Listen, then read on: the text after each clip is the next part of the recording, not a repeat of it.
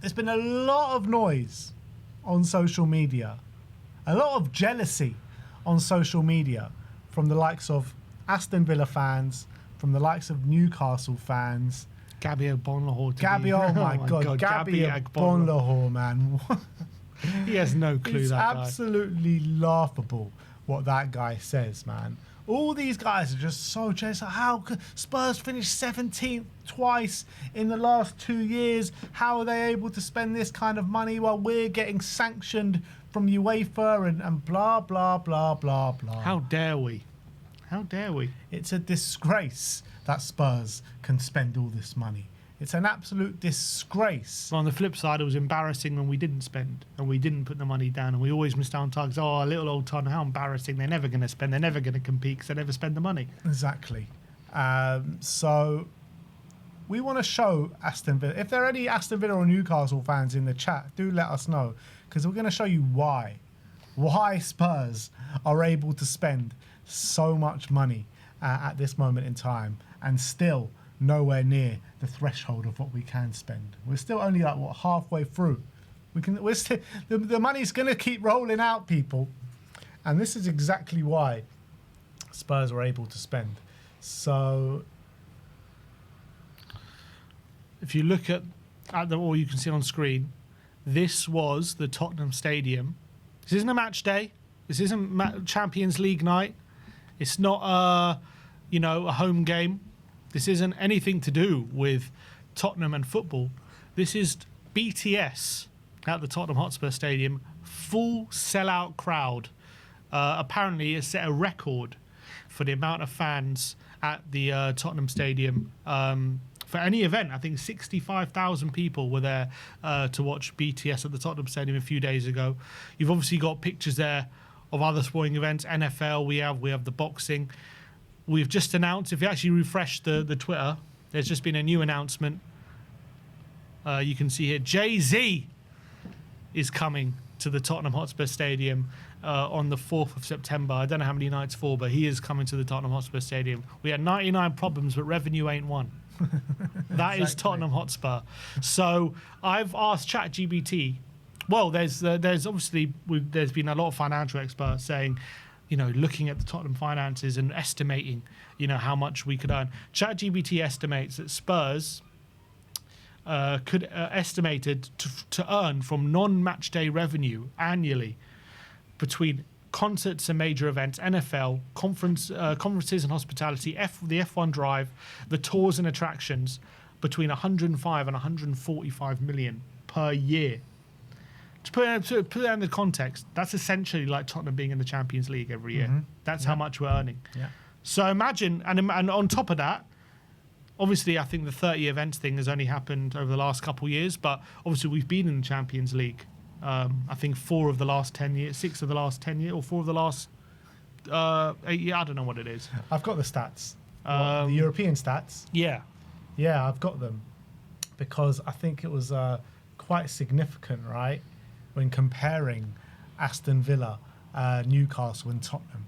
Because all I heard from Aston Villa fans, I was like, oh, we've overtaken Tottenham in the Big Six.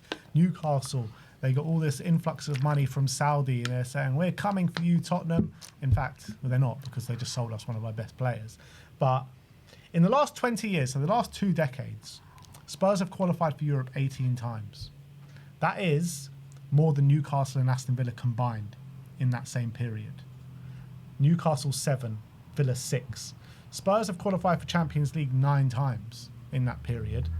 Newcastle have qualified 4 times. Aston Villa have qualified twice. Europa League, we've qualified 9 times. Newcastle have qualified 2 times. And Aston Villa have qualified 3 times. So that means in the last 20 years, Spurs have missed out on European football just twice. Mm-hmm.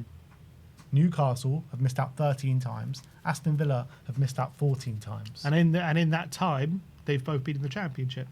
Exactly. And they've had relegations in there as well. Mm-hmm. So to think, why on earth should Tottenham be on a level playing ground with Newcastle and Aston Villa? Like, in the last 20 years, Spurs have eclipsed Newcastle and Aston Villa like by gargantuan amounts. Like, there is no comparison between the 3 clubs right now. Tottenham are way ahead on sporting merit, European qualifications, revenue, everything. The only thing is, in the last 2 years, yes, they've been better than Tottenham by quite some distance in terms of that, but it's literally just a small kind of moment in time, you know, and that is it. It's a drop in the ocean compared to the history. That's the reality. And I know Villa fans will come back and they say we won the European Cup back when TV was black and white and all this kind of stuff.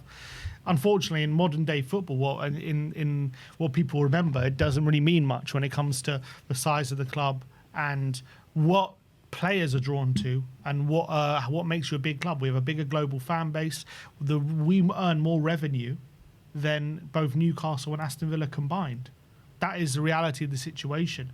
Our revenues completely dwarf Newcastle and Villa, and you know, people have laughed at us, and Tottenham have even complained, fans themselves, about the revenues we make and how we're focused on all these things, having Beyonce at the stadium, having the NFL. I think it's even been a frustration of Tottenham fans how focused we've been on diversifying our revenue and getting it. But right now we've decided to actually take advantage of it.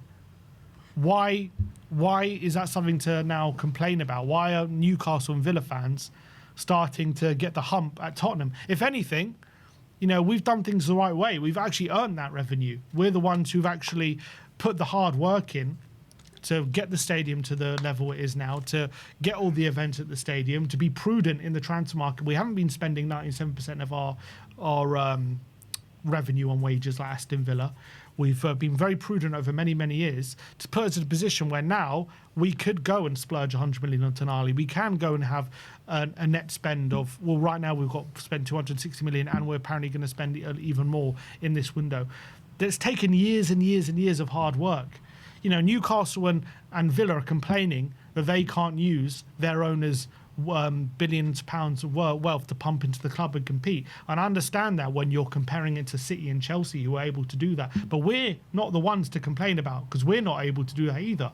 We're not relying on our owners pumping in hundreds. I know they have recently invested, 100 million here, 100 million there, but it's not like Chelsea and City, who have invested hundreds and billions of pounds into the club to get their teams competing before PSR and all that kind of stuff. If they've got their complaints to Chelsea and City, then fair enough. But to Tottenham is the wrong team to be complaining about, because we should be the gold standard of how to run a football club financially from that point of view.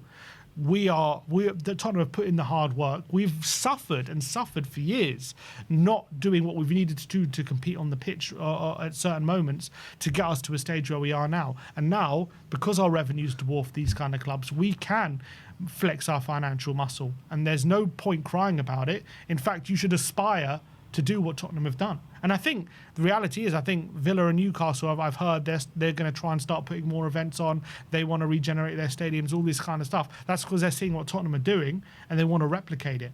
So Bonnell can cry what he wants. Villa and Newcastle can complain about the rules, but the reality is the rules are there for a reason and we're just playing by them. Exactly. And look, we do have a lot to thank to Daniel Levy for the job that he did in that aspect to get us to this situation. But look, we spoke about all that the other day. What he did for this club in terms of getting us onto that level on a financial basis was nothing short of sensational. But obviously, the football side massively, took the hits for it. And maybe we could have done stuff different. Definitely we could have done stuff different. And Daniel Levy could have done stuff different. But now he's gone. You are seeing in it, it's all his might. All the financial power in all its might. So I do thank Daniel Levy for what he did. And I also thank Enoch for getting rid of Daniel Levy at this time as well, because we are on a different playing field to the likes of Newcastle, to the likes of Aston Villa. The crying that I'm seeing in their fan bases and their pundits is just unbelievable. The taste of those tears are sweet. Because you know what? This is the exact reason why Newcastle wanted us down last season. You heard, maybe we should lose to West Ham just so Tottenham will get relegated. This is what they've always feared, because everyone's known that Spurs have been able to do this for a number of years now. A number of years. We just haven't done it. Now we're doing it.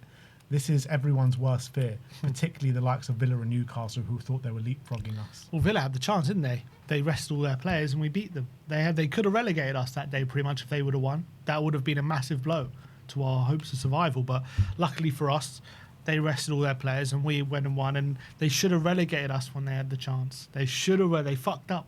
They fucked up. They should have relegated us when they had the chance. As I said before, imagine how big it is for Newcastle and Villa getting into Champions League to get that revenue. It's a massive boost for them because when you've got revenue, I think outside of Champions League, they're getting revenues of like 200 million, I think a season, or maybe 250. So they get Champions League. All of a sudden, that boost is like 350 million.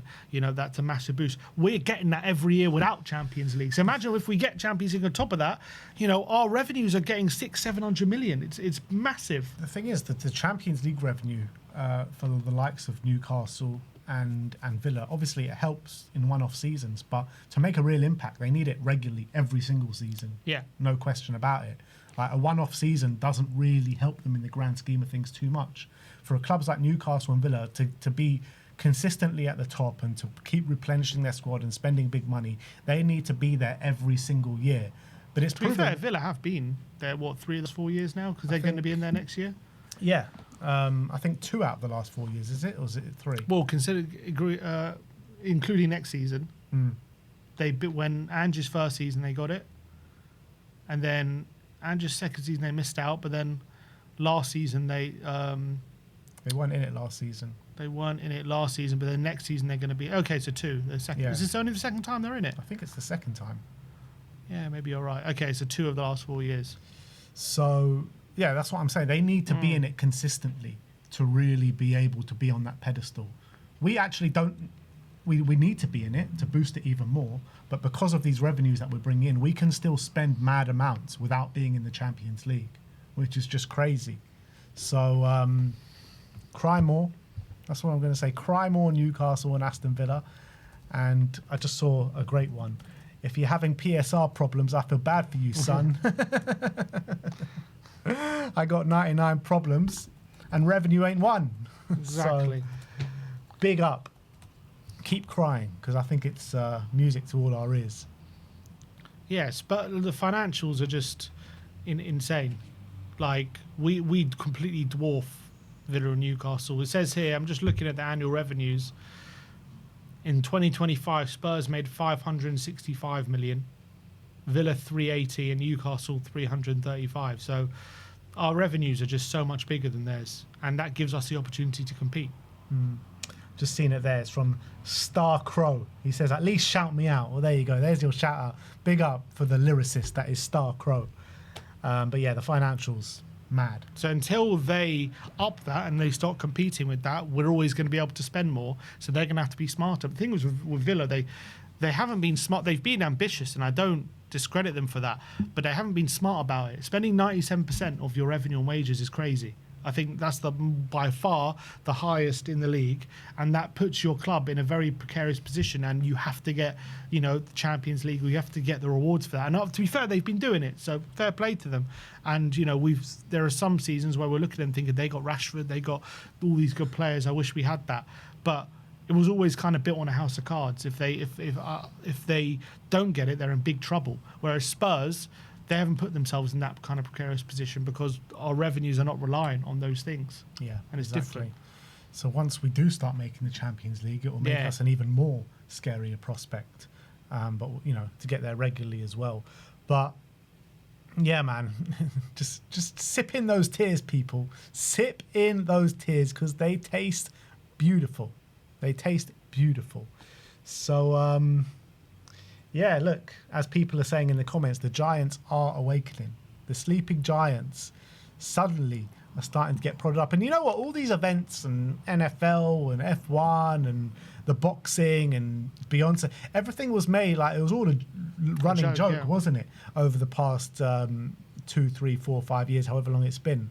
Because we have all these events. Everyone's like, where's the money? Where's the money? We're shitting out money. And we're still got this wage cap. We're still, bringing in substandard kind of talent. The recruitment hasn't been good enough for the revenue that this club generates. But now you're starting to see it, finally. And we're not finished yet. We ain't done yet. As we've said, we showed yesterday, we could maybe spend another 200 million or maybe 250, and the net spend wouldn't even be that high. Yeah. So we could maybe even spend more than that potentially.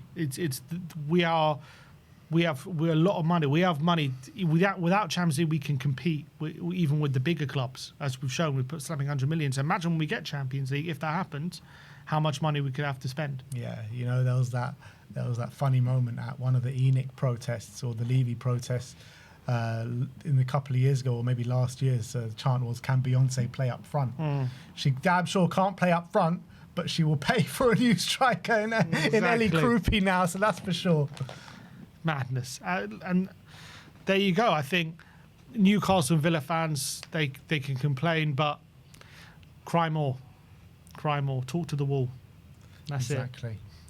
So that is why I just wanted to give a little lesson to Newcastle and Villa fans who just don't quite understand what is going on with Spurs right now and how we're able to spend, why we're able to spend, and why they're just lagging behind. And the reality is, Newcastle and Villa, that could have been them if they did things in the same way Spurs did. Spurs were also at the similar level, financially, to Villa and Newcastle probably 15 to 20 years ago. I don't know for a fact, but it's probably similar. We're considered part of the Big Six. Yeah. We're not considered a part of the Big Six on sporting merit. We're the only club in the Big Six that actually are not there on sporting merit. But when I understand the argument they say, like with PSR, it makes it a closed shop. It means that the big clubs are always going to be able to outspend and because they were able to pump in the money before PSR and all this kind of stuff. But that just doesn't apply to us. That we're just completely different. The argument is different because we have built that ourselves. We've done the hard way. So all their complaints about PSR, there are valid complaints there, but Tottenham is the wrong target. It's just the wrong target. Absolutely. So keep spending, boys, and let's get that monstrous team for next season. I cannot wait.